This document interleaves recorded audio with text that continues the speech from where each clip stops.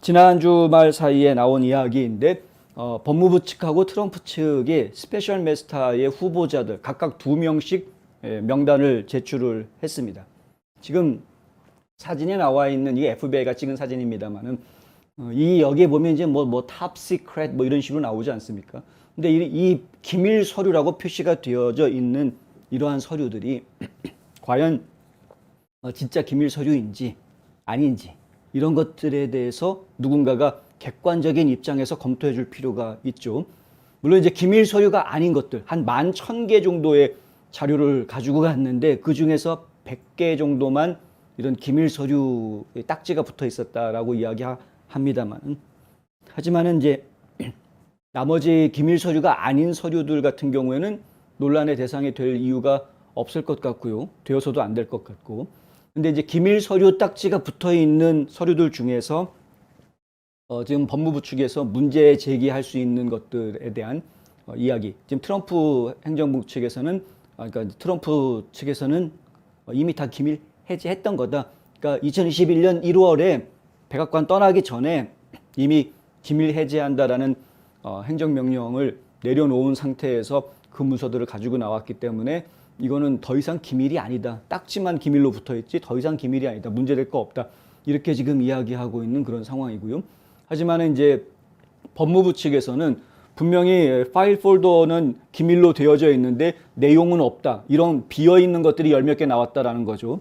그러니까 그럼 그 겉에 기밀이라고 했던 그 내용물, 이 내용물도 지금 어디 갔느냐? 이건 트럼프 전 대통령 측에서 혹시 감추는 거, 은닉하려고 하는 것 아니냐?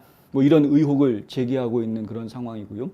지금 FBI 쪽에서 도대체 뭘 찾고 있느냐라는 것에 대해서 여러 가지 이야기가 나오고 있는데 트럼프 측근들의 이야기를 들어보면은 가장 유력한 것은 그 크로스파이어 작전, 그러니까 FBI가 트럼프가 대통령 후보로 나와서 선거를 할 때 2016년도 얘기입니다. 그 당시에 러시아와 트럼프 선거 캠프 간에 담합이 있었다, 내통이 있었다, 이러한 것들에 대한 수사가 진행이 됐었는데 그 수사가 진행이 됐던 내용 중에 보면은 FBI가 증거를 조작하거나 불법으로 행동했던 그런 부분들이 기밀 서류로 있었다라는 거죠.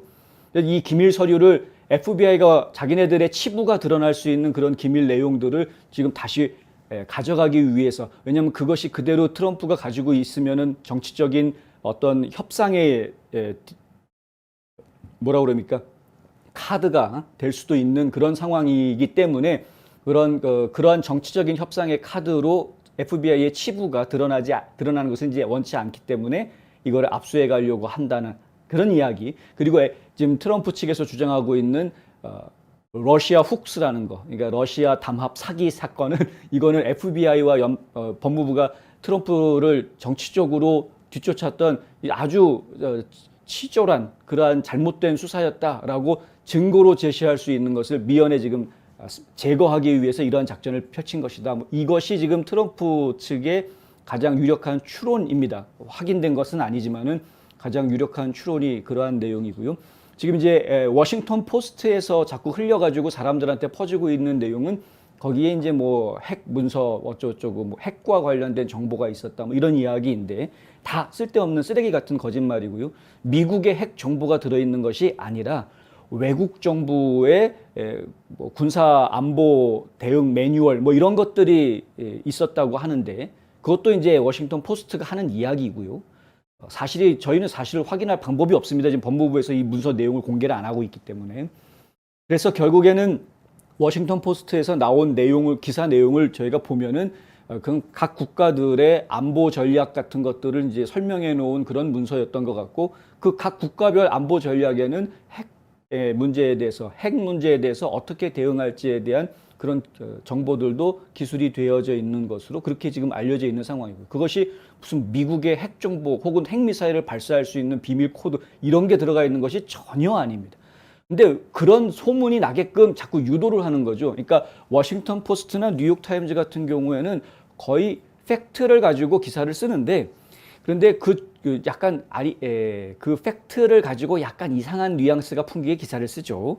의심이 막 가게. 그런데 그걸 가지고 다른 좌파 언론들은 트럼프가 핵정보를 빼돌렸다 이런 식으로 그냥 막 써버리는 겁니다. 뭐 기사 내용에는 그 정도까지 엉터리로 안 가더라도 적어도 제목 정도는 FBI가 트럼프가 숨겨두었던 핵 문서를 발견했다. 뭐 이런 식으로 나가는 거거든요. 제목을 그런 식으로 달아서 상당히 많은 분들이 제목만 보고 내용을 보지 않고 있기 때문에 제목만 보고 넘어가는 분들은 뭐 이게 상상의 나래를 막 펼칠 수 있는 것이고, 특히 음모론자들 같은 경우에는 얼씨구나 좋다 하고 제목만 딱 따가지고 트럼프가 핵 감추고 있었대더라. 뭐 이런 식으로 나가는 그런 식으로 이제 일파만파 말을 만들어내는 거죠. 어쨌든 간에 지금 이제 트럼프 쪽도 그렇고 법무부 측도 그렇고 에일린 캐넌 판사의 명령에 따라서 판결에 따라서 일단은 스페셜 마스터 후보감으로 각각 2명씩 내놓았습니다.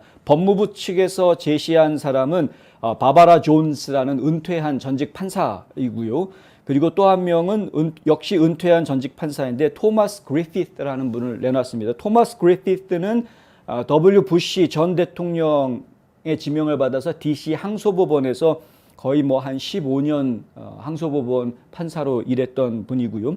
바바라 존스 같은 분은 과거에 루디 줄리아니하고 마이클 코헨 같은 사람들이 연루돼 있던 소송에서 스페셜 마스터를 이미 해봤던 경험이 있는 분들입니다. 근데 이분들 전부 다 반 트럼프 인사로 지금 알려져 있습니다. 그렇다 보니까 전직 판사고 은퇴한 판사고 존경받는 분들이라고는 하지만은 트럼프에 대해서는 그렇게 썩 좋은 감정을 가지고 있지 않을 가능성이 높은 인물들이어서 이거 뭐 당연히 법무부에서는 이런 사람들을 내놨겠죠. 예. 하여튼 그런 상황이고요. 그러니까 트럼프 측에서 이 둘을 받아들이려고 할 가능성은 사실은 거의 없어 보이고요. 마찬가지로 트럼프 변호인단에서도 2명을 추천을 했는데 한 명은 레이먼 디어리라는 뉴욕 동부 연방지법의 수석 판사, 현직 판사를 이제 추천을 한 겁니다. 그것도 뉴욕의 현직 판사를 추천을 한 것이고, 이 사람은 디어리라는 판사는 과거에 외신정보감시법원에서 활동을 했던 인물이라고 합니다. 그러니까 적어도 지금 법무부에서 문제시하고 있는 뭐 외국과 관련한 군사정보, 핵정보 이런 것들에 대해서 충분하게 검토하고 판단할 수 있는 능력이 있는 인물이다 이렇게 판단한 것 같고요. 그리고 법무법인 존 스테이의 파트너로 있는 폴 허크라는 인물도 지금 후보로 내세웠습니다. 폴 허크는 플로리다주의 법무부 차관을 지냈던 인물이라고 하는데 과거에 트럼프 대통령과 개인적인 인연이 있는 인물이기 때문에 법무부 측에서는 난색을 드러낼 가능성이 매우 큰 그런 이제 인물입니다. 어쨌든 양쪽 다 2명씩의 인물을 내놓았지만 이 2명 인물 내놓은 거 보면은 좀 속셈이 보입니다. 그러니까 예를 들어서 뭐 한 명은 이미 누구죠? 줄리아니하고 마이클 코헨 소송에서 일을 했던 사람. 그리고 또 한 명은 W 부시 대통령 임명받은 사람. 이런 식으로 이렇게 내놓으면은 좀 이렇게 한 명 뺄 테니까 결국은 2명을 제시했지만 이 사람 써라고 이렇게 눈치를 주는 그런 느낌이 없잖아 있는 것이고요. 마찬가지로 트럼프 대통령도 마찬가지로 2명을 내놓지만 전직 플로리다 법무차관보다는 현직 뉴욕 판사가 낫지 않겠느냐 뭐 이런 식으로 약간은 이제 차이가 좀 보이는 그런 느낌들이 좀 있고요. 트럼프 변호인단 측과 법무부 사이에서 또 한 가지 이슈가 되고 있는 거는 스페셜 마스터를 임명을 했을 때 들어가는 비용 문제입니다. 지금 이제 법원 판결문에는 그 비용에 대한 이야기가 있지가 않는데 트럼프 쪽에서는 반반 부담하자 양쪽이 다 뭐 소송이니까. 근데 지금 법무부 쪽에서 하는 이야기는 이건 트럼프가 없던 일 만들어낸 거니까 트럼프가 다 부담해라. 이런 식으로 지금 법무부에서는 나오고 있는 이런 상황이고요. 그래서 아직 합의가 이루어지지는 않은 상황이고, 스페셜 마스터를 선정하는 작업이 먼저겠지만 먼저 그 선정하는 작업이 진행이 되고 나면 뭐 비용에 대한 이야기도 진행이 될 것 같고요.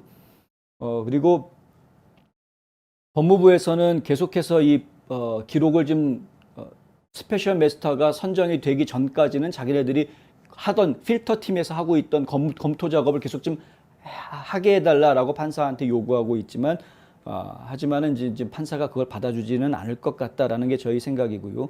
일단 현재 나와 있는 명령은 스페셜 마스터 임명이 될 때까지 법무부에서는 그 트럼프한테서 뺏어간 서류들 일체 건들지 마라라고 지금 명령이 나와 있는 그런 상황입니다. 검찰은 캐논 판사에게 9월 15일까지 결정을 내려달라. 예, 만약에 그녀가 이 법무부에 불리한 판결을 내리면은 연방 제1순회 항소법원에다가 항소하겠다라고 위협을 한 그런 상황인데, 뭐 아까도 설명을 드렸지만 지금 캐논 판사 입장에서는 위협한다고 위협을 받고 뭐 불안에 떨고 이럴 입장이 전혀 아닙니다. 예, 그러거나 말거나 항소법원 보내도 트럼프한테는 유리할 수 있고, 예, 오히려 항소법원을 보내지 않고 스페셜 메스터 임명하기 전까지 법무부가 계속 서류를 검토해도 된다라고 판결을 내리는 것이 오히려 지금 본인한테는 좀 부담스러워. 왜냐하면 본인이 했던 명령을 뒤집어야 되는 것이기 때문에 오히려 부담이 되면 될까. 지금 법무부가 해달라는 거를 들어주는 것은 쉬운 부탁은 아닌 그런 상황인 것이죠. 계속해서 이 상황을 좀 지켜보도록 하겠고요. 이번 주 안에는 모종의 뭐 어떤 진행이 좀 있을 것 같습니다. 법무부가 항소를 결정을 하든, 저희가 볼 때는 안 할 것 같은데 항소를 결정을 하던, 아니면 스페셜 메스터의 뭐 구체적인 명단 이야기가 좀 조정이 진행이 되던, 그러니까 시간을 지금 계속 트럼프 측에서는 시간을 끌수록 유리해질 수 있는 것이고, 법무부 쪽에서는 지금 똥줄이 타고 있는 상황이기 때문에, 그러니까 이건 계속 저희가 새로운 상황이 전개가 되면 그때그때 계속 전해드리도록 하겠습니다.